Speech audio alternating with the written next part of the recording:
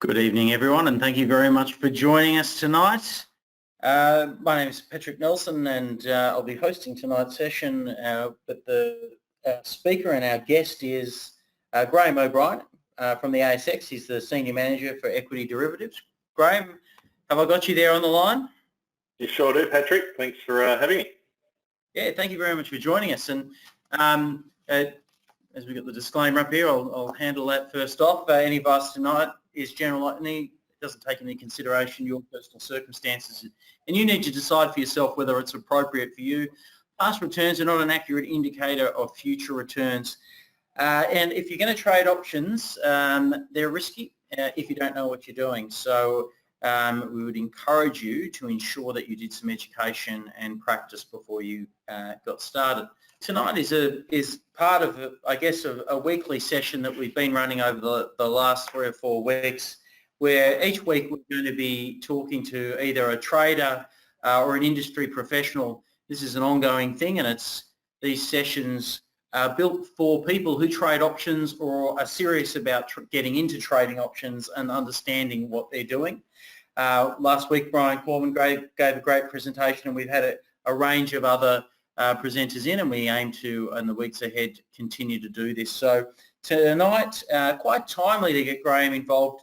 And Graham, before we get into talking about what you've been seeing, what the ASX have been seeing in the market, and the discussion about those sorts of things, and it just, I've known Graham for quite some years now. He's a massive supporter of the options market, has done a lot of education around it, and is constantly looking at ways of improving the market and the resources available for options traders. Graham, how did you get into the options market in the first place? Oh, look, Patrick, it was actually straight out of university back in 1995, believe it, 25 years ago. I was looking for a job outside of university, and this amazing place of a trading floor was still open, and the only thing that traded on the trading floor back then was the options market. And I always was so interested about the trading floor back in the old equities days, and really my start was because I wanted to work on a trading floor, and the only market that was open in equities was the options market, and it was such a great start. Started actually operating on behalf of interstate clients. Back then, the trading floor was only in Sydney, and obviously interstate brokers couldn't have a presence on the floor, so I operated on their behalf, putting orders into the options market when it was still a floor traded market. And what did that look like, practically? What was the technology that you were using back then to place orders? Oh, look, back then the interstate orders were coming via electronic means, so coming through a computer system. However, most of the trading on the floor was market makers with sheets, and they actually had a printout of where the stock price could be at any particular point during the day, and then they had an option price for each of the strikes that were available over each of those stocks in the market. And I couldn't imagine how they'd be able to operate in what we've seen recently in the market, because they'd be forever having to run back to their desks and printing out new sheets because the markets move too fast on them, and they'd have to reprint their sheets with new prices in the marketplace. So it was very manual back in those days. The people that were based on the floor in Sydney, they'd get a call from maybe one of the desks getting an order from a client, and they'd physically walk into the pit, put the order into the market makers, get a price from those market makers, and then trade against it. So it was a very manual market, except for the electronic orders coming from interstate clients. And what now are your sort of broad responsibilities at the ASX?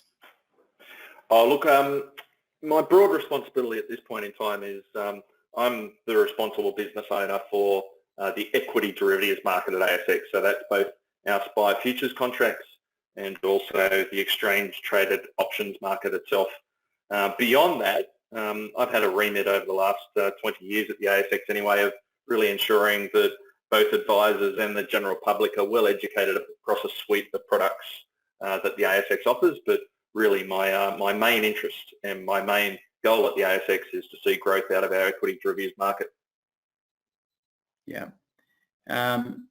There's been over the last 15 years, that there's been a rapid change in terms of what products that people can trade.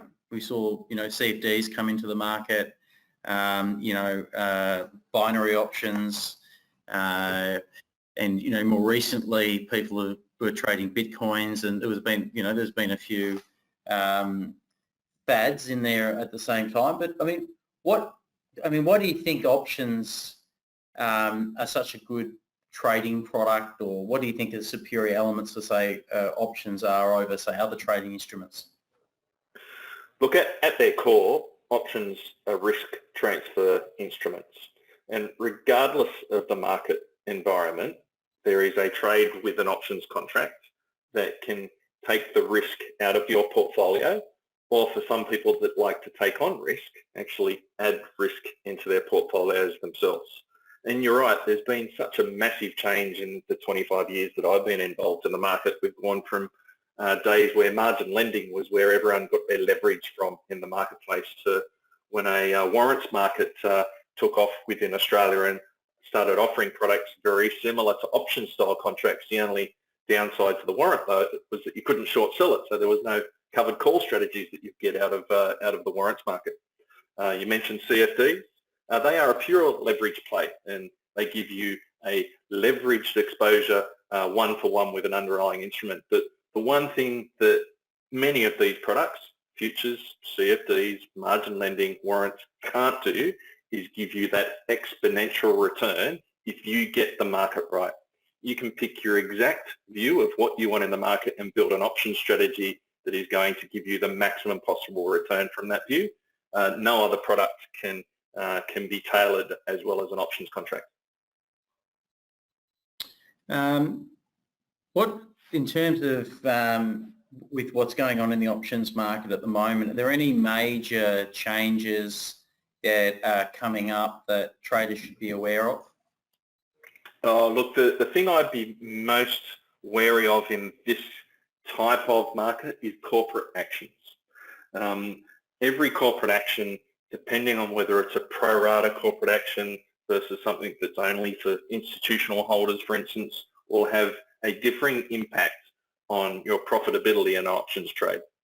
Importantly, if there's a pro rata event, so if a company does a share split or offers bonus shares or offers a share purchase plan to all of their shareholders, ASX will make adjustments to make the contract whole.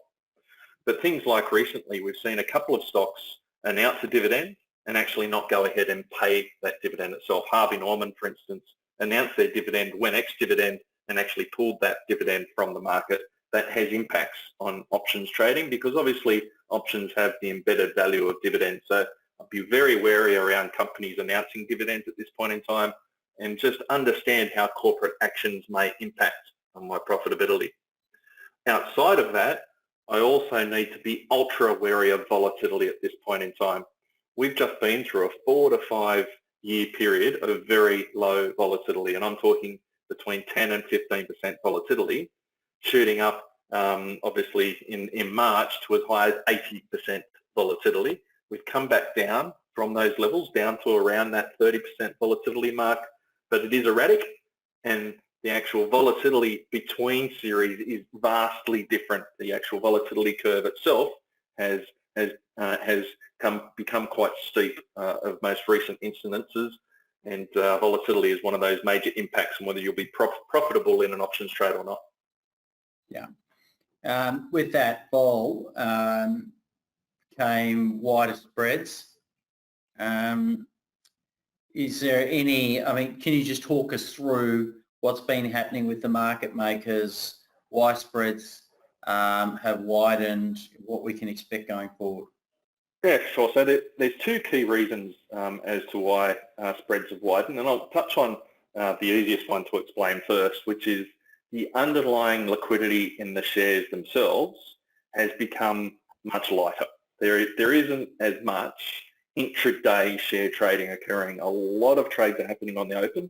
A lot of trades are happening on the close of the equities market itself. And when you look intraday, it's a very small amount of shares on the bid and offer in many companies, and it's actually a wide spread in the underlying shares themselves.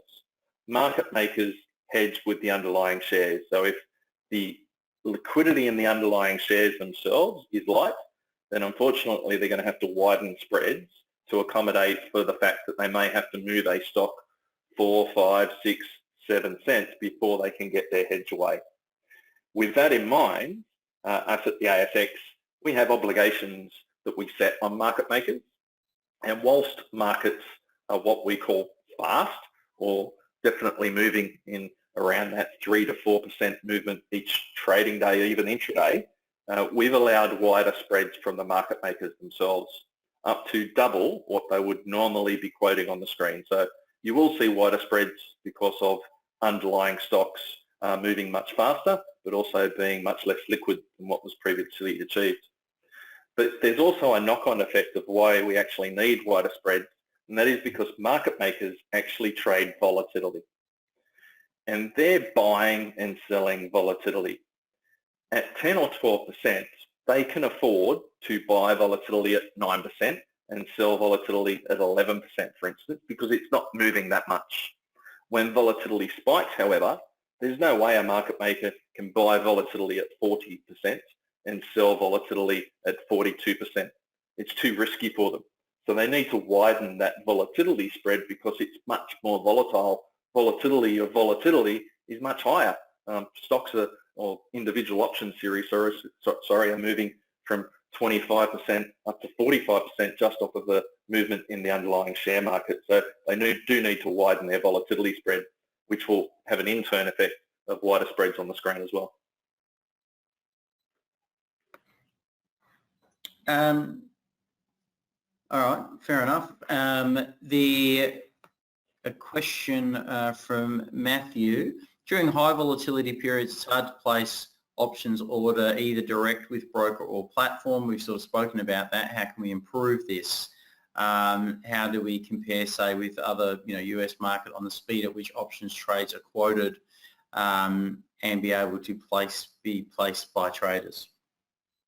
Yeah, so it comes back to the Australian market, where I would always want to be asking that request for quote to have the market makers respond within that 15 seconds of that quote request.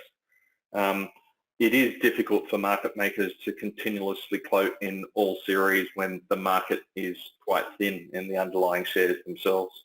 However, the feedback that we've received by market makers at the ASX is that they'll always be willing to respond to that quote request. So really, how do you go about that? Is it jumping on the phone to your broker, or is there a way that ASX and brokers can work together to try and make requests for quotes more electronic and make it more available for customers out in the marketplace? I think that's something that we have to learn a lesson from over the last couple of weeks. It's too hard for a client to call their broker. They should have an opportunity to be able to ask that quote themselves. Yeah, and not all allow it. Yeah, sorry, go on. No, and once that quote's been asked, we do expect the market makers, and we do monitor that they respond to those quote requests. I would expect that in this fast market or highly volatile market, that is the best way to be able to trade in the Australian options market at the moment. Yeah, very good. Paul, I'm going to try and ask you a question. I'm not sure I 100% understand it, but anyway, I've always wondered what factor makers, maybe you're saying market makers, relied on back in your early days on the floor to know what volatility, you must be saying market makers. Okay. I've always wondered what market makers relied on back in your early days on the floor to know that volatility was rising and falling, so that you needed to get new option pricing sheets. Was it stock or options? So at all times it was the stock price. Even today they would be looking at that stock price, but obviously how fast that stock price moves then increases volatility as well. So they would not only reprint those sheets for the new stock prices, but they reprint those sheets based on the change in volatility because of how fast that stock price had moved. So they did have quite good systems even back then to be able to help them in reprinting those sheets with new volatility and new stock price levels. But the trigger every single time was a movement in the stock price. Yeah.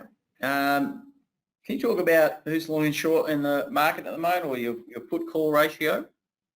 Yeah, so it's interesting. We've been monitoring that, especially over the last 3 to 4 months. And for those listeners that aren't aware of the put-call ratio, we actually look at how many puts are traded versus how many calls are trading across our entire market at the ASX.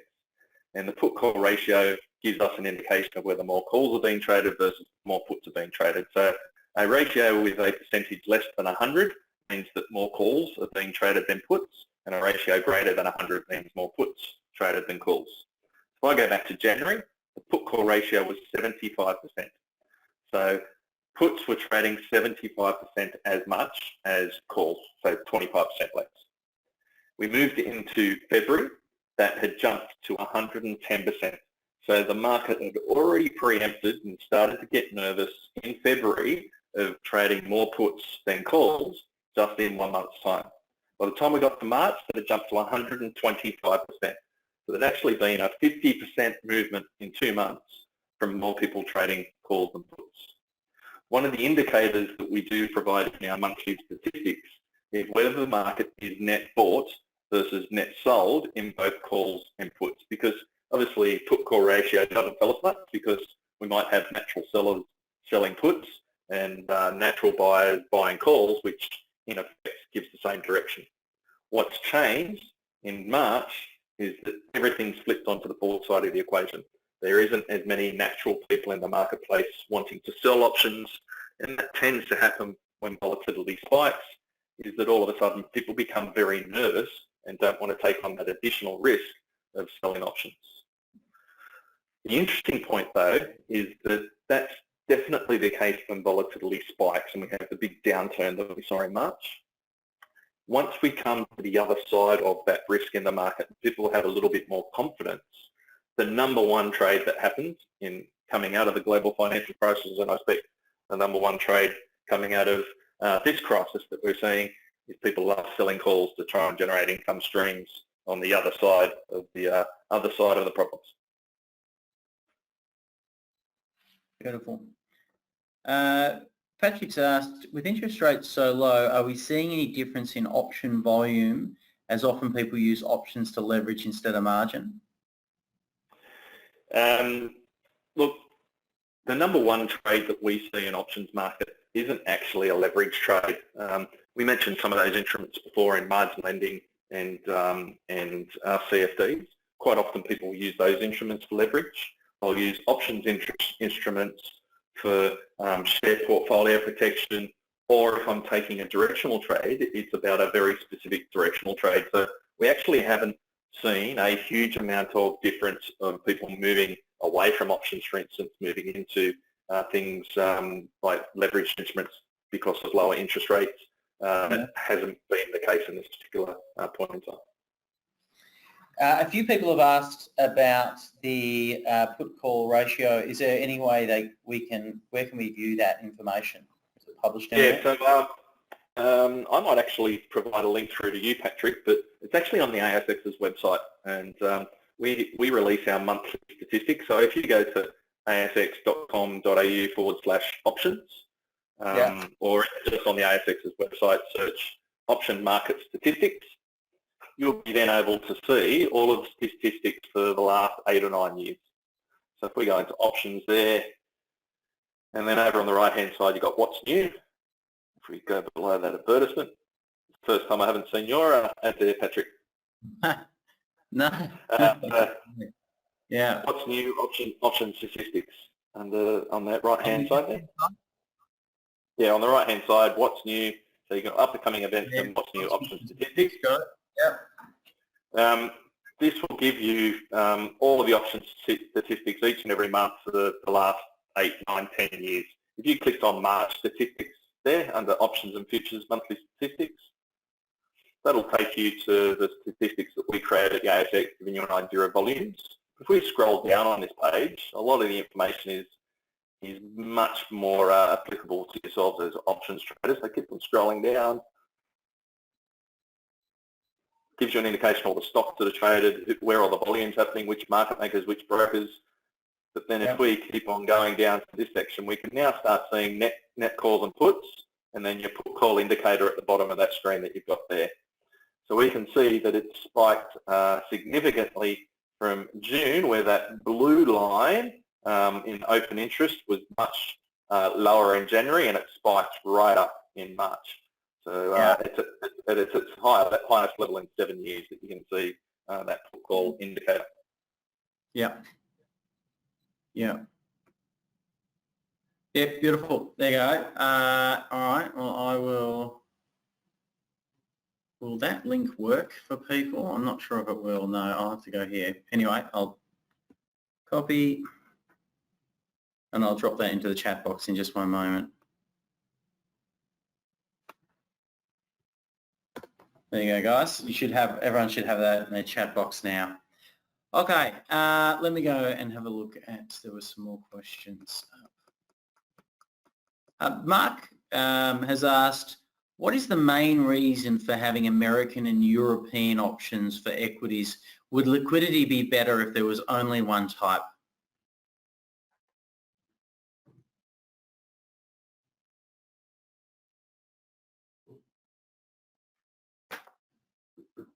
I'm not sure if I've lost volume. Graham, are you there? I'm not hearing you. If someone could sound check and let me know if they can hear Graham. I cannot hear Graham. Okay, Graham. Can't hear at the moment, mate. You might have muted yourself. Let me just make sure you're on the session. Can still see you there. All right, give me 1 sec. I'll just let Graham know that.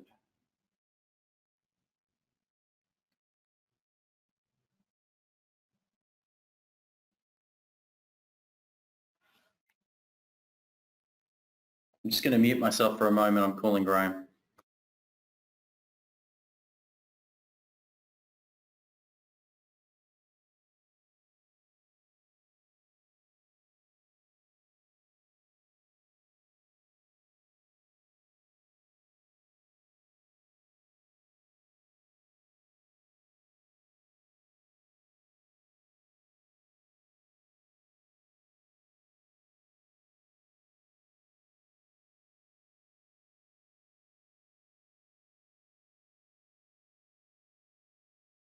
All right, Graham's computer's locked up. It might be that everyone in his neighbourhood's turned Netflix on, or MasterChef, I don't know, or something.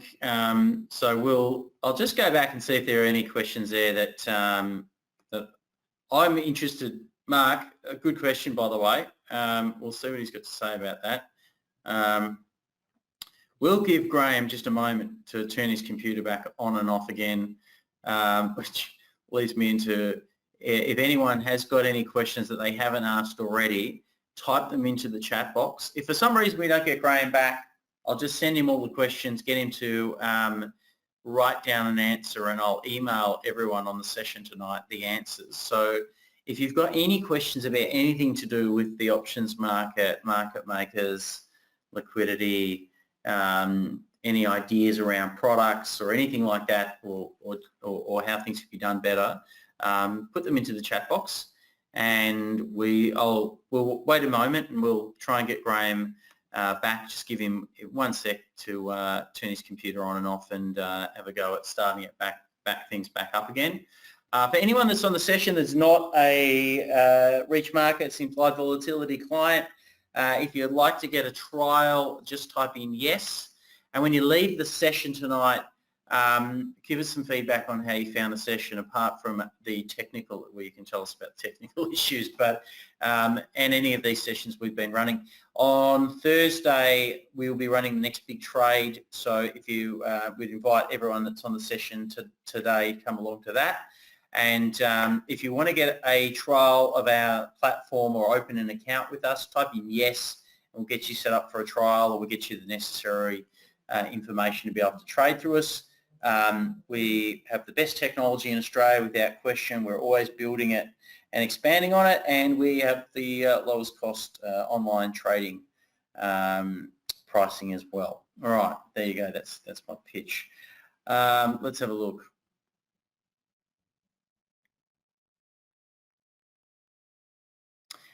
Emmanuel, the question that you're asking, if you've just started trading, I will get someone, I'll get Paddy or Tim to give you a buzz and step you through that. It's very, very straightforward though. Well, Paddy's asked, where do you see volatility over the next 6 months? I'll be interested to see what Graham's got to say about that when he gets back on. And, you know, at the moment, we are stimulating our economy. Markets love a bit of stimulus, right? So my view on volatility is that it'll probably drop for a period of time while the stimulus kicks in. And we'll just see how companies hold up going into reporting season. The impacts of what's going on now, I think, will shake out over time. And the governments are doing probably the right thing, and that's stimulating the economy to help us sort of navigate through without having unnecessarily too deep a shocks to occur. But we're going to have to pay the price for some of what's going on at the moment at some point in time. Sounds like we've got Graham back. Graham, I was just speculating on volatility, which is difficult to do. Without a crystal ball. But what I might do, you're back okay? Sound check? Yep. Hello, you got me? I have, loud and clear. All right. Perfect. So, I had to go to a brand new computer. It wouldn't even let me on that one. Oh, well, we got there. So the question that was asked by Mark when the sound went was, what is the main reason for having American and European options for equities? Would liquidity be better if there was only one type? Yeah, look, we've contemplated this a number of times at ASX, and the one that we'd actually get rid of is the European style options. However, there's 20% of all the volume in our options market actually goes through in European style options. The reason why people will use different styles is in Australia, because of the high dividend paying stocks, there is risk of early exercise. So people like using those European style options. We see in the index we only have one style, which is European style options. But the appetite amongst the marketplace is actually to still have both. From a market maker's inventory perspective, it doesn't matter whether they're holding an American or a European. However, from a continuous quoting perspective, it is more difficult to be quoting both for them. So hence why we ensure that there's quote requests out in the market. But we've contemplated it a number of times of only having one at ASX, but the appetite amongst customers is still high.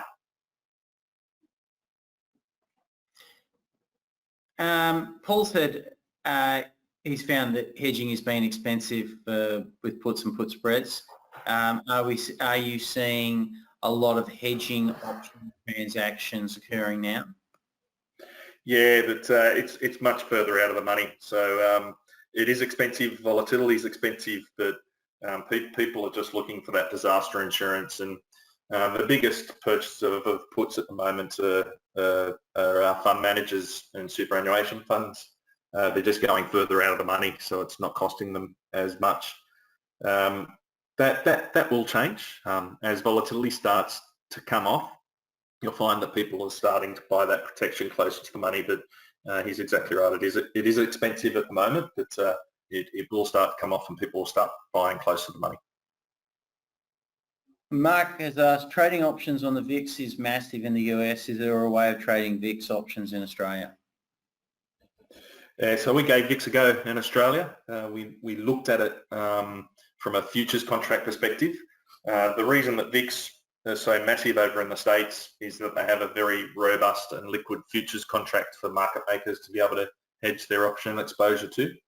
Unfortunately, VIX futures everywhere else in the world apart from America haven't really worked. The reason being is that people are buying volatility, and generally volatility is going to spike all the way across the world rather than region by region. So volatility futures over the United States VIX are definitely the dominant player. Options over that VIX are exactly the same. What we would consider at ASX is rather than listing options over VIX itself, maybe listing options over VIX exchange traded funds instead. Beautiful.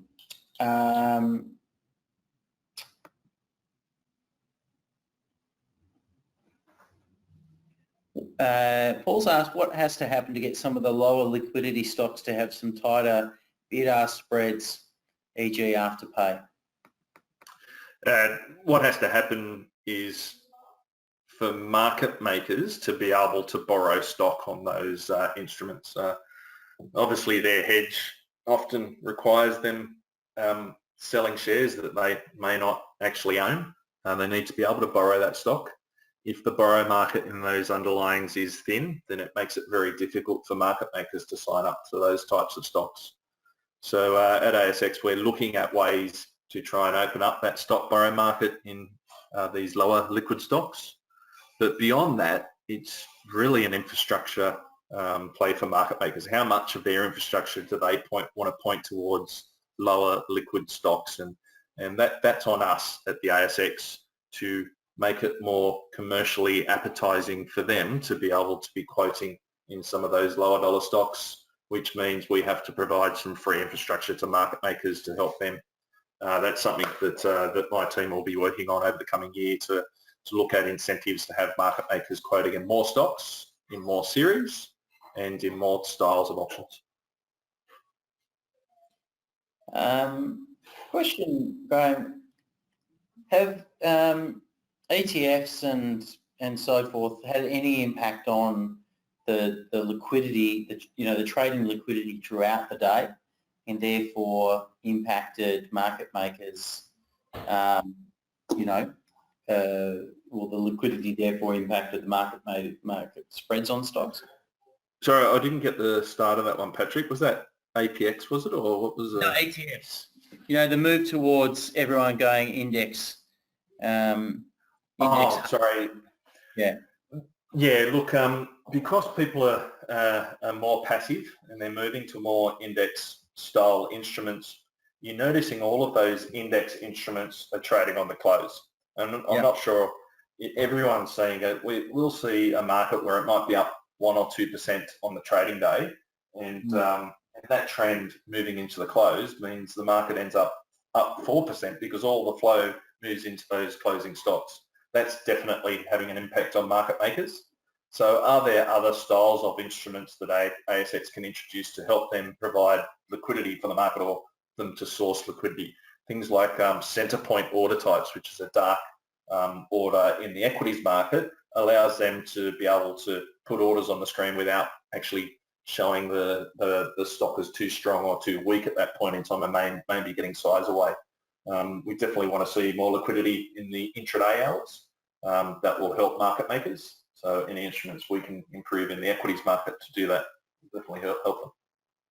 And do you think that this passive style is one of the reasons why volatility has gone so low and stayed so low for such an extended period of time, or is it just a virtue of the market grinding higher?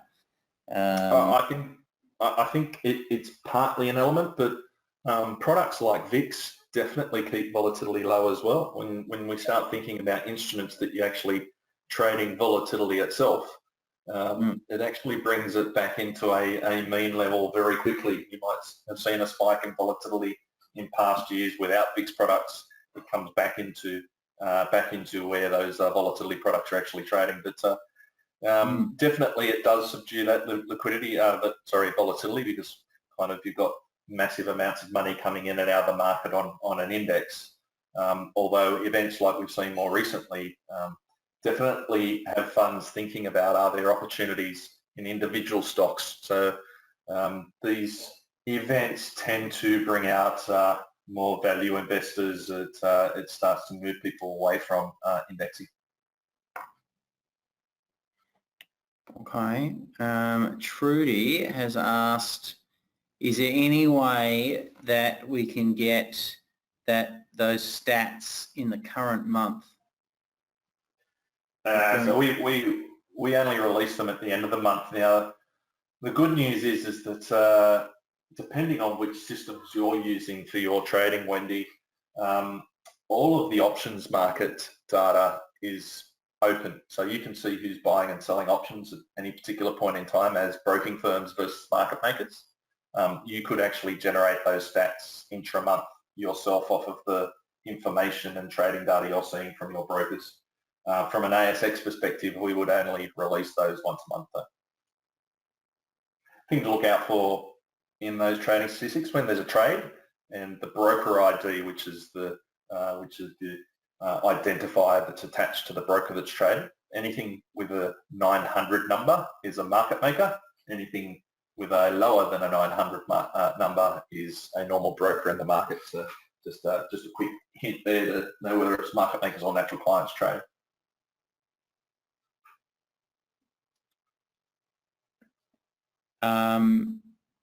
All right, Tony's asked, do market makers ever get accused of not quoting?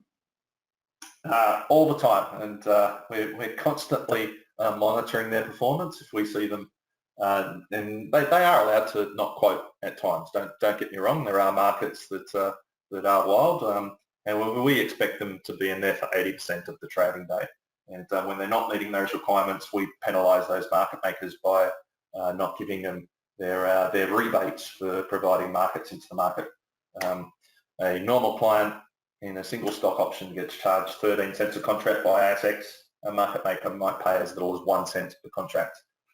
If they're not meeting their obligations, they'll be paying 13 cents a contract, the same as every other client for the entire month. We do jump on the blower to them when we see them not in the markets, or we get a contact by brokers to tell us that they're struggling to get set in certain securities. We will get in touch with market makers and remind them of their obligations to the market.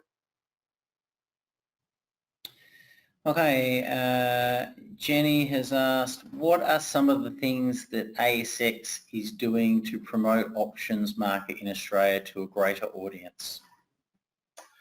So one of the things that we do is we provide articles to our regular newsletters that go out to the marketplace. So it's currently around 250,000 Australians on those newsletters, and we'll give them trading ideas that help from a options perspective. We produce online education that everyone in the market's available to use, whether it's brokers, whether it's individuals that can access the ASX website to get that online education. Previously, we've toured the country and done seminars. We've worked with TradeFloor to build an options trading game. Quite often, we will try and provide tools and resources for our brokers to help them in being able to promote and market options to the marketplace. That's really the ASX's role in that particular case.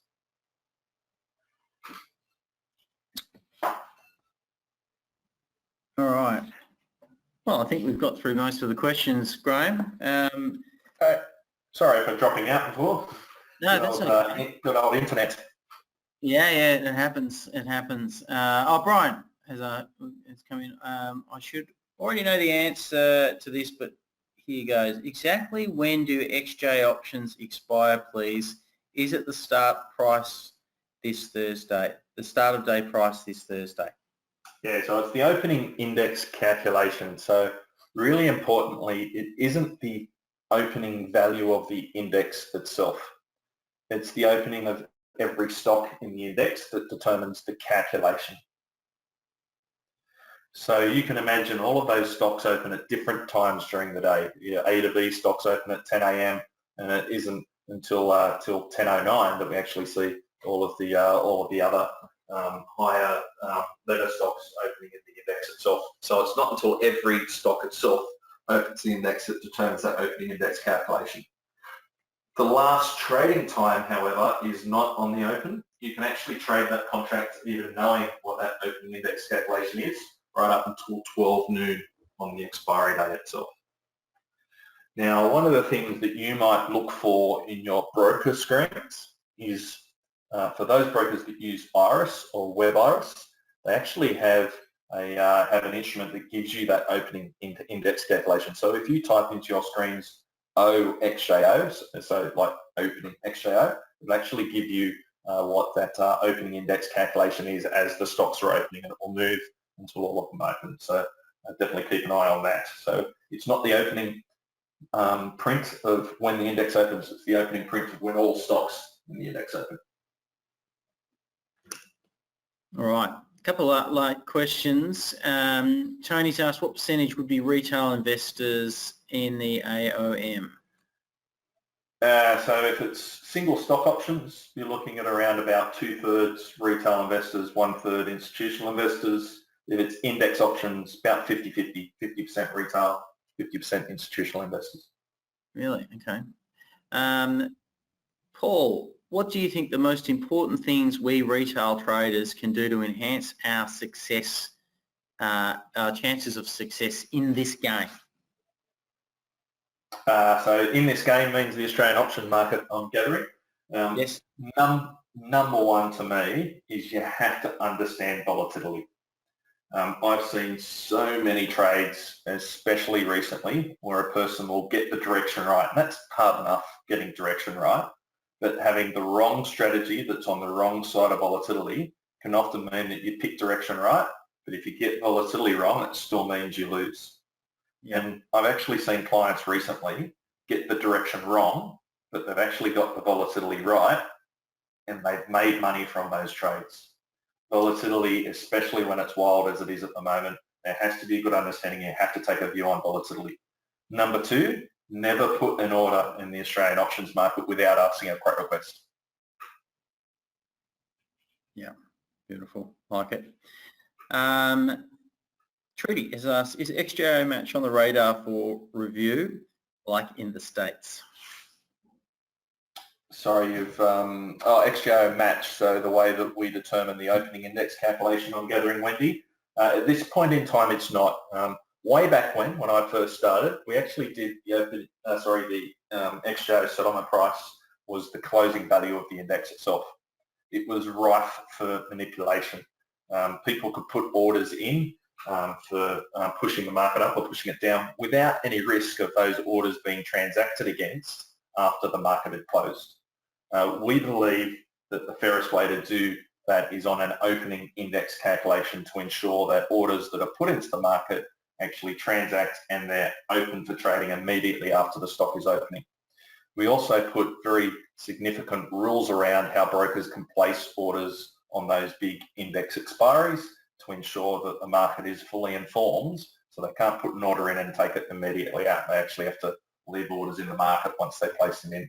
So I think we're actually learned a lot of lessons from overseas to have the right measure in place here in Australia. All right. Here's the last one for you.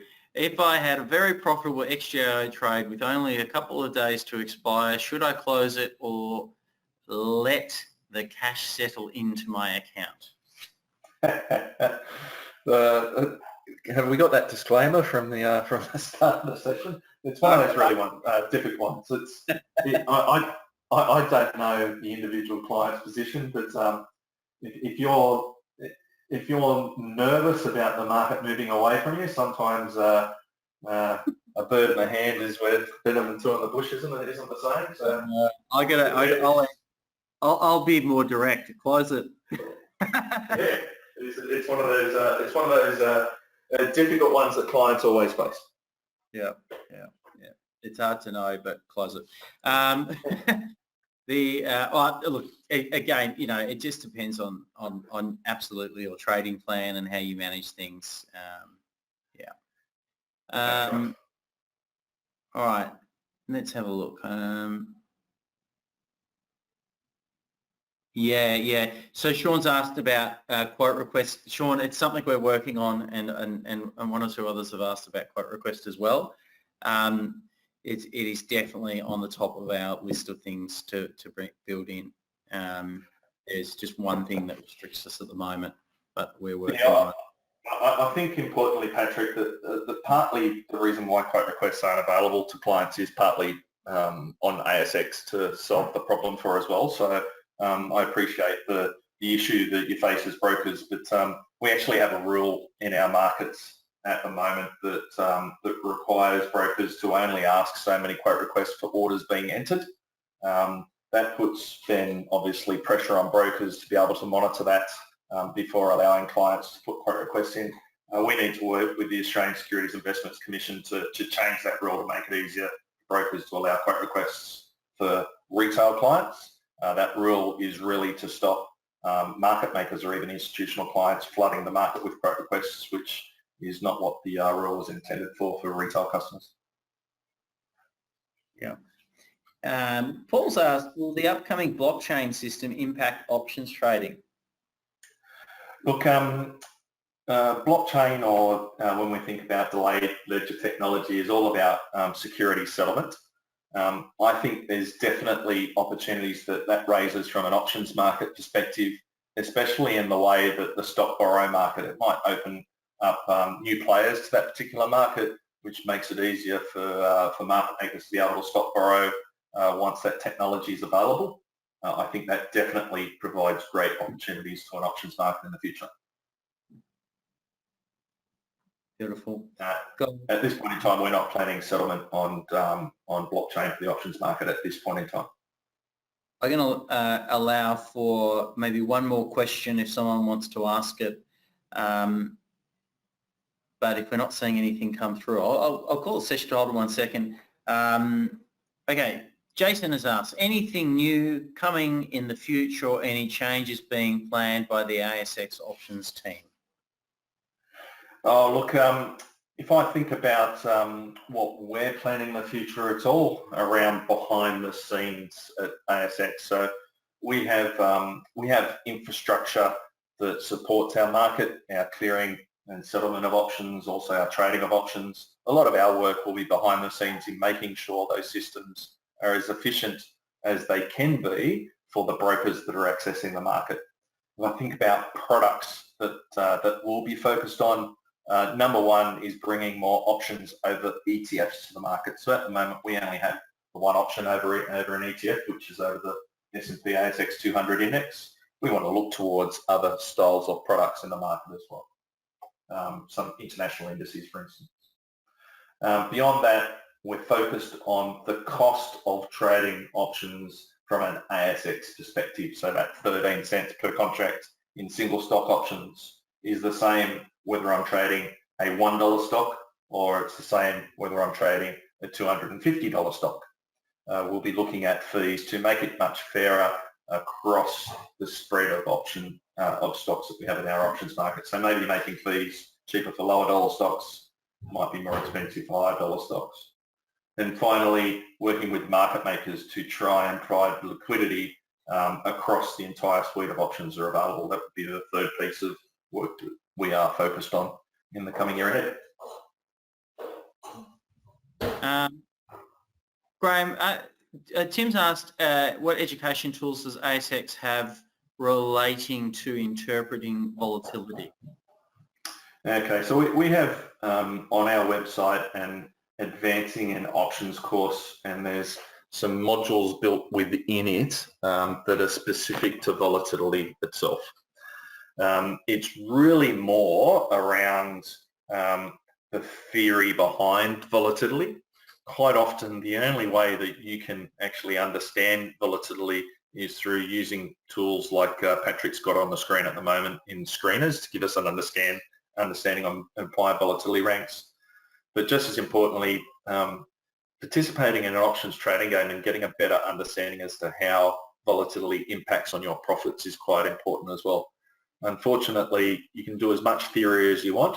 It's not until you have traded in an options game or actually have real money in the market that you really do see the impact of volatility. But I'll definitely look towards our advancing in options course to see the theory behind volatility and then play some games and use some tools like Patrick's showing on the screen.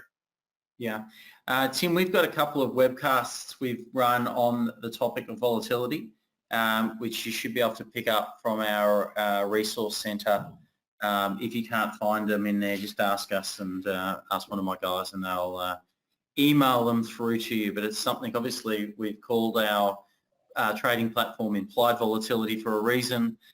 Completely concur with Graham. If there's one thing you need to know about if you're trading options, its volatility, and there's such an edge you can get from understanding volatility. It's one of the reasons why I love it as a trading product, because I feel my ability to understand what volatility is doing is better than my ability to pick direction. So if I add that to picking direction, there's a significant edge, I think, that you can gain, and a lot of other options traders can share with me on that point. There's a significant edge you can gain, and which is why we've built a whole bunch of volatility IV tools. All right, so well, two final questions for you, Graham. Both of them are saying, what is your favourite strategy or go-to strategy? Or if you could choose one, what would it be? My one is always bull and bear spreads, but I love getting paid money, so it's generally always a credit, bull or bear spread. And I generally like them on the index because I don't have to worry about stock coming in and out of my portfolio. I actually like it on cash coming in and out. So generally index, bull and bear spreads, where I have a very specific view about the movement. That's my favourite trades personally. The trade that I actually liked the best when I was first learning about options was the old stock repair strategy. And a lot of us would have stocks that have fallen significantly, hopeful for a bounce. I think you guys would have the stock repair in the options game. I know we've definitely got some information on it on the market that effectively it's buying a bull spread, but then selling an additional call up at the level where you're happy to get out of the stock. It often gets you out 50% faster than having the stock to rally all back to the price that you bought it at in the first place. Yeah. Yeah. Mark's asked, do you think Optiva will come to Australia? So Optiva were in the Australian market previously. They were one of our top market makers in the Australian options markets. Around about 5 or 6 years ago, they decided to point their infrastructure towards the Chinese market instead. We are in regular communication with Optiva here in Australia, and we continue to promote the Australian options market to them. We hope that they'll come back in the future. Got it. All right.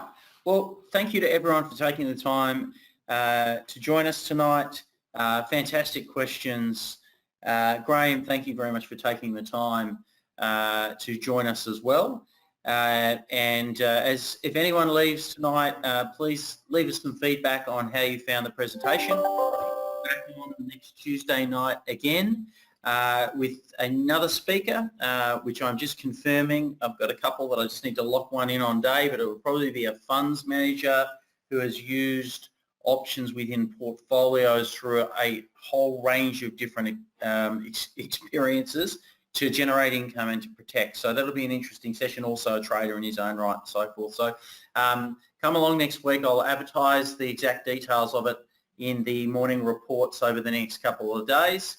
But please give us some feedback on the way out. If you're not someone that uses our platform and you'd like a trial of it, get a 30-day trial by typing in yes into the chat box, or you can request it on the way out as well. But we really appreciate it. Any feedback, Graham. Thank you so much for joining us.